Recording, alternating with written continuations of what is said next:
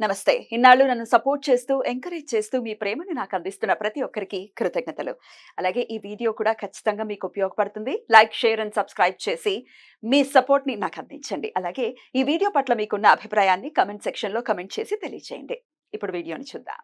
నమస్తే. Welcome to our channel. నేను పద్మిని. ప్రస్తుతం మనతో పాటు ప్రముఖ ఆధ్యాత్మికవేత్త, ఆస్ట్రోన్యూమరాలజిస్ట్, ఎనర్జీ వాస్తు స్పెషలిస్ట్, శ్రీ విద్య ఉపాసకులు శ్రీమతి జయప్రద గారు మనతో పాటు ఉన్నారు. మాట్లాడదాం. జయప్రద గారు నమస్తే అండి. నమస్తే అమ్మ. శ్రీమాత్రే నమః. క్షేత్రదర్శిని అనే ప్రత్యేక కార్యక్రమం ద్వారా మన జన్మ జాతకంలో ఏ గ్రహం బాగోకపోతే ఎట్లాంటి ఫలితాలను ఇస్తుంది, ఆ గ్రహం యొక్క అనుగ్రహం పొందాలంటే ఏం చెయ్యాలి, ఏ క్షేత్రాన్ని దర్శించుకోవాలి అనేది చాలా అద్భుతంగా తెలియజేస్తున్నారు. మాయా వీరుడు రాహు రాహు ఒక అనుగ్రహం పొందాలని ఖచ్చితంగా ఎవరైనా కోరుకుంటారు. ఎందుకంటే పీక్ స్టేజ్ కి తీసుకెళ్తాడు రాహు అనేది చాలా సార్లు వింటూ ఉంటాం. కాబట్టి అసలు రాహు బాగుంటే ఎలా ఉంటాడు, బాగోకపోతే ఎట్లాంటి రిజల్ట్స్ ఇస్తారు, ఏ క్షేత్రాన్ని దర్శించాలి ఒకసారి మీ ద్వారా. తప్పకుండా. రాహు బాగుంటే యోగాలు వేరుంటాయి. సో రాహు బాగుంటే వాళ్ళున్న మనకి టాప్ మోస్ట్ ఇండస్ట్రీలో చాలా టాప్ పెద్ద పెద్ద లెవెల్లో ఉన్న వాళ్ళందరూ బిజినెస్ మ్యాన్స్ కానీ, హీరోలు కానీ, హీరోయిన్స్ కానీ వీళ్ళందరూ కూడా రాహు యోగించిన వాళ్ళే. రాహు యోగిస్తేనే వాళ్ళు అలాగా స్టార్లో ఉంటారు. కింద లెవెల్లో ఉన్న వాళ్ళు స్టార్ లాగా పనిచేసే లక్షణం రాహు యోగిస్తేనే. చాలా మంది చూడు కెమెరాలో నేను బెస్ట్ కెమెరా మ్యాన్. సో ఈయన తీసినట్టు ఆ కెమెరాస్ లో ఎవరు తీయరు ఆయనలాగా. తర్వాత వంటల్లో బెస్ట్ వంట వీళ్ళు చేయగలరు. ఈ టేస్ట్ ఇంకెవరు చేయలేరు అలాంటి టేస్ట్ వంటలు. సో ఆ టేస్ట్ చూసి ఇంకా మళ్ళీ వేరే వాళ్ళ దగ్గర రానే రాదు, చేయలేదు. అలాంటి అంటే ఒక స్టార్డమ్ ఎక్కడ ఏ కేటగిరీకి ఇచ్చేస్తాడు ఆయన రాహు యోగిస్తే.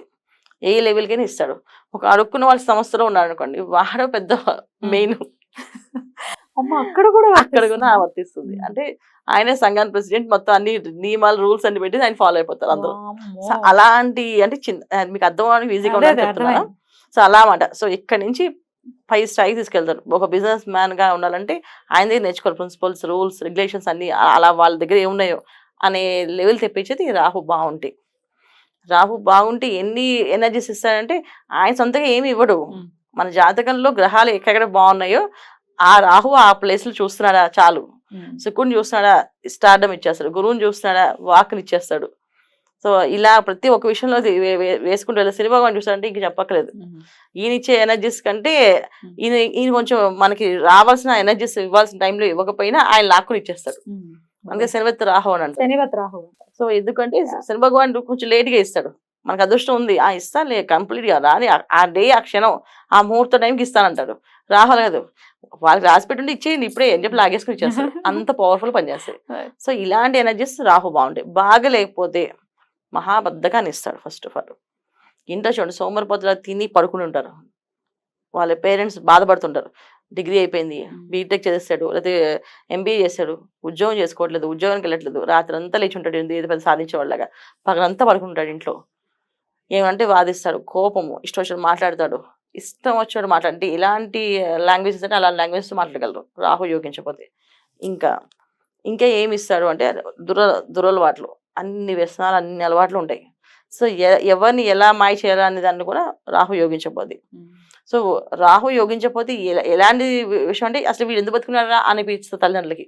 అలాంటి పరిస్థితి తెప్పిస్తారు పిల్లలు అది యోగించకపోతే. ఇబ్బందులు మామూలు సమస్యలు కాదు. సో వీళ్ళు మామూలుగా కాదు, ఇంకా పేరెంట్స్ కి ఒక నరకం, వాళ్ళకి ఒక నరకం. దురవ్యసనాలు అయితే ఖచ్చితంగా ఉంటాయి. ఉండడము చాలా మంది ఇప్పుడు వైఫ్ ఉండగా వేరే అమ్మాయిలతో కారణం కూడా రాహు. సో ఖచ్చితంగా వీళ్ళు అవన్నీ పనులు చేయడం వల్లే వాళ్ళ జీవితంలో ఇలాంటి ఇబ్బందులు ఎదుర్కొంటారు వాళ్ళు. ప్రాక్టికల్ గా రాహు యోగించాలి అంటే ఇట్లాంటి బ్యాడ్ ఎఫెక్ట్స్ నుంచి అసలు అట్లీస్ట్ అంటే బ్యాలెన్స్ అవ్వాలి, వద్దండి బ్యాడ్ ఎఫెక్ట్స్ అనుకుంటే కనుక నిత్య దైనందిన జీవితంలో ఏం చేయాల్సి ఉంటుంది? వీళ్ళకి ఖచ్చితంగా ఏంటంటే ఇంట్లో వాళ్ళు ప్రార్థన చేయాలన్న, వీళ్ళందరూ వీళ్ళు ఏ పనులు చేయరు. బద్దకస్తులు కదా చాలా మంది చూడండి. ఒక క్లాస్ లో ఒరే బద్దకస్తు ఎవరు చేతండ్రా అంటే అందరూ చేతులు ఎత్తారు. ఏదో నువ్వు చేతులు నువ్వు బద్దకం కదంటే ఆ చేతంగా బద్దకమేనండి అంటారు. అలా అనమాట వీళ్ళు. సో అలాంటి తత్వం అనమాట. వీళ్ళు రెమెడీస్ చేస్తారు, వీళ్ళు రెమెడీస్ చేయరు. సో వీళ్ళ తల్లిదండ్రులు లేకపోతే భార్య, సో రెమెడీస్ వీళ్ళు చేయాలి. ఎలాంటి రెమెడీస్ చేయాలంటే వీళ్ళు పూజలు బాగా, ఎవరినైనా సరే ఏ శక్తినైనా ఆపాలి అంటే, ఏ శక్తిలో నుంచి నెగిటివ్ ఎనర్జీస్ నుంచి క్లోజ్ చేయాలంటే బాగా దైవశక్తి కావాలి మనకి. సో దైవశక్తి కావాలంటే ఎవరు కావాలి మనకి? దుర్గా అమ్మవారు కావాలి. సో దుర్గమ్మ వారు మన కనకదుర్గమ్మ వారి గుడికి వెళ్ళడం, రాహుకాలంలో దీపాలు వెలిగించి ఆ సంకల్పం చెప్పడం, మా అబ్బాయికి దురలవాటు అలవాట్లు పోవాలి, అయితే మా వారు ఇలా మా దారిలో పడాలి. కొంతమంది ఏ అలవాట్లు లేకపోయినా జీవితంలో పెళ్లి అయిపోతుంది, అది కొంత యోగాలు ఉన్నప్పుడు పెళ్లి అయిపోతుంది, పిల్లలు పుట్టేస్తారు, కానీ సాధించారు వాళ్ళు. శాలరీస్ సరిగ్గా నిలబడవు, చేతిలో డబ్బులు నిలబడవు. సో వాళ్ళు మంచి వాళ్ళే, కానీ వాళ్ళకి ఏం చేసినా యోగించదు, వాళ్ళు బాధపడుతూనే ఉంటారు. సో అలాంటి వాళ్ళకు కూడా ఏంటంటే వాళ్ళు దుర్గమ్మవారి ఆలయానికి వెళ్ళడం, దుర్గాదేవి ప్రదక్షిణ, దుర్గమ్మవారి అమ్మ దుర్గా, తల్లి దుర్గా అనుకోవడం, లేకపోతే దుర్గా మంత్రం జపం చేయడం, దుర్గా సప్తశ్లోకి పారాయణ ఉంటుంది, అది చేయడం. అది పెద్దగా కష్టపడేది ఏమి ఉండదు, చిన్న శ్లోకాలు అవి. దుర్గా సప్తశ్లోకి అది రోజు 11 సార్లు చదవడం వల్ల, అమ్మవారి టెంపుల్కి వెళ్ళడం వల్ల వీళ్ళకి రాహు యోగం కాస్త బాగుంటుంది. తర్వాత దుర్గా అమ్మవారి గుడి, విజయవాడ కనుక దుర్గా అమ్మవారి గుడికి వెళ్ళడం, అక్కడ నిద్ర చేయడం. అక్కడ అమ్మవారికి దీక్ష, మండల దీక్ష మాలని ఉంటుంది, అది వేసుకోవాలి. ప్రతి ఇయర్ వేస్తారు వాళ్ళు అక్కడ, ప్రతి ఇయర్ వీళ్ళు వేసుకొని అక్కడ దుర్గమ్మవారి గుట్టు ప్రదక్షిణ చేస్తారు, గిరి ప్రదక్షిణ, అది చేసి రావాలి. అలా చేయడం వల్ల సంవత్సరం వరకు వీళ్ళకి ఆ పాజిటివ్ ఎనర్జీ వస్తుందన్న.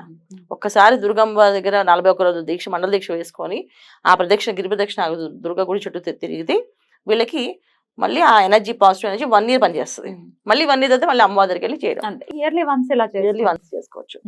ప్రతి నిత్యం ఇంట్లో చక్కగా దుర్గమ్మ ఆరాధన, దుర్గమ్మ వారికి పూజ చేసుకోవడం, దుర్గా అష్టోత్తరం చదవడం, శివాష్టోత్తరం చదవడం చేసుకోవాలి. ప్రతి మంగళవారం రాహుకాలం టైంలో దీపారాధన, గుళ్ళో దీపారాధన చేయడం వల్ల రాహు యోగిస్తాడు. ఇంకా అలవాట్లు, దుర్వ్యసనాలు ఉన్న వాళ్ళు ఇంట్లో దుర్గా అష్టోత్తర సతనామాలు పూజ చేసి పెరుగున నైవేద్యం పెట్టి ఆ పెరుగన్నాన్ని తీసుకెళ్లి పిల్లలు పంచాలి. చిన్న పిల్లలకి, బయట పక్కింటి పిల్లలు అలా పంచవచ్చు, లేదా గుడికి తీసుకెళ్లి గుళ్ళో అందరికి ప్రసాదంగా పంచేయవచ్చు. ఇలా పంచడం వల్ల సో వీళ్ళకి ఆ దురలవాట్ల నుంచి బయటపడే అవకాశం ఉంది. అంటే మనసు అంగీకరించడం, ఇప్పుడు మానాలంటే మనసు ఒప్పుకోదు, నాకు అనిపిస్తుంది, నాకు చేయాలనిపిస్తుంది అని చెప్పేసి.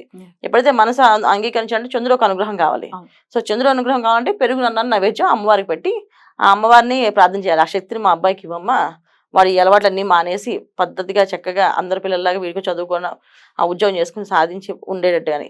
చాలా మంది ఏంటంటే రాహు యోగించిపోతే తల్లిదండ్రులు కొడతారు, పిల్లలు తల్లిని కొట్టాడు అని చెప్తుంటారు. అది ఏంటంటే ఇవన్నీ రాహు యోగించబడడం వల్లే అండి. తల్లి మీద అసలు ఇంకా ఎక్స్ట్రీమ్సే, తల్లిని వేరే విధంగా చూశాడు, అలా చేతులు వేసా అనేది కూడా మనం వింటుంటాం. దీనికి కూడా కారణం రాహు బాలేపడే వాళ్ళకి. సో బాగుంటే వచ్చే యోగాల కంటే బాలేపని వచ్చే యోగాలు చాలా దరిద్రమైన యోగాలు, అవన్నీ ఉన్నాయి సమస్యలు. చెప్పుకోలేక, బయట వాళ్ళకి చెప్పుకోలేక బాధపడే వాళ్ళు కూడా ఉన్నారు. సో నా దగ్గర వచ్చిన జాతకాలు, కొన్ని జాతకాలు కూడా ఉన్నాయి ఇలాగా, మా అబ్బాయి ఇలాగా పరిస్థితి ఏంటి, వాడు ఇలా ఉంటాడు, నాకున్న భయమే, గదిలోకి వెళ్ళాలంటే వాడు గదిలోకి వెళ్ళాలంటే నాకు అనే తల్లికి ఆ స్థితి వచ్చిందంటే ఎంత దారుణం. సో ఇలాంటివన్నీ కూడా రాహు యోగించకపోవడం వల్లే జరుగుతాయి. దుర్గమ్మ తప్ప ఇంకా వేరే మార్గం లేదు. ధూ అంటేనే ఆగుతున్నాయి, ఒక్కసారి ఆ సౌండ్ వినగానే ఆగిపోతుంది. ఆ ఎనర్జీస్ ఎప్పుడైతే ఆగాయో జాతకంలో వీళ్ళు కూడా ఆలోచన విధానం మారుతుంది. దానికి తోడు ఇప్పుడు రాహు ఒకటే కాదు కదా, జాతక ప్రభావం మరీ బలహీనమైన జాతకం ఉంటే రాహు యోగించకపోవడం వల్ల జరిగాయి. జాతకం బాగుండి రాహు ఒకటి యోగించకపోతే మిగతావన్నీ లమ్మగా ఏదో లాక్కుని రావచ్చు.